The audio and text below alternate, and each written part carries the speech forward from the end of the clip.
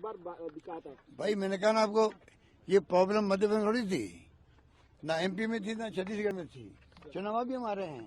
Sir मेरा एक sir अब अशोक गहलोत अपना रोल क्या देखते हैं? अशोक गहलोत अपना रोल क्या देखते हैं?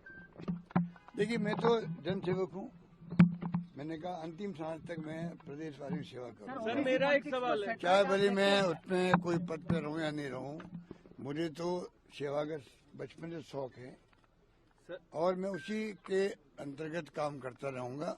आप लोगों के बीच में रहूंगा, राजस्थान और छत्तीसगढ़ दोनों प्रदेशवासियों के बीच में रहूंगा, उनकी सेवा करूंगा। सर ये फैसला क्या लोकसभा चुनाव को लेकर के जो कांग्रेस की तैयारी है, इंडिया अलायंस की तमाम कवायद चल रही थी, उसके लिए भी एक झटका मानते हैं?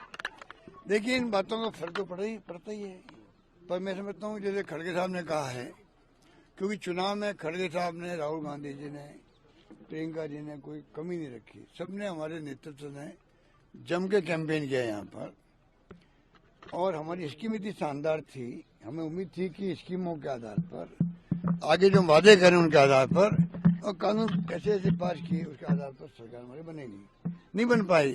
खड़गे साहब ने आज भी कहा है कि जो हुआ तो हुआ है, सबके सामने है, हम इसको भी देखेंगे क्या कारण रहे होंगे, आगे पार्लियामेंट तैयारी करने की हमें शुरुआत करनी चाहिए। मेरा मानना कार्यकर्ताओं को मैं कहना चाहूंगा, चुनाव में हार और जीत होती रहती है, कई कारण बन जाते हैं, उसमें जो मोदी जी, अमित शाह जी और जितने नेता आए थे बाहर से, 5-7 मुख्यमंत्री आ गए, पूरा धावा बोला मेरे पर और सरकार पर, उनका टारगेट था क्योंकि सरकार गिरा नहीं पाए थे वो। मुझे उम्मीद थी कि जनता बदला लेगी उनसे कि आप लोग लोकतंत्र की हत्या कर रहे थे, सरकार गिराने का काम कर रहे थे, हॉस्टिंग कर रहे थे, जैसे आपने मध्य प्रदेश, कर्नाटक, महाराष्ट्र में करी, तो मैंने कहा जनता बदला लेगी। हो सकता है कि जनता वो बात समझ नहीं पाई होगी, सर जो सचिन पायलट के और इसलिए मैंने जो उम्मीद की थी कि जनता बदला लेगी इन लोगों से जो लोकतंत्र हत्यारे हैं। उल्टा हो गया, जो भाषा बोल के वो गए हैं वो भड़काने वाली भाषा थी, तनाव पैदा करने वाली भाषा थी, दंगे करवाने वाली भाषा थी, बार बार कन्हैयालाल का नाम लेना, बार बार जो 370 और 3 तलाक की बात करना, मतलब उनके कोई मुद्दा था ही नहीं। जो वो राजस्थान में हम क्या काम किए हमें उसकी आलोचना करते, वो उनकी कमियां बताते, खामियां बताते, हमें खुशी होती, बहस उस पर होती, होना वही चाहिए था। चुनाव विधानसभा के हैं, सभी लोग आए भड़का के गए।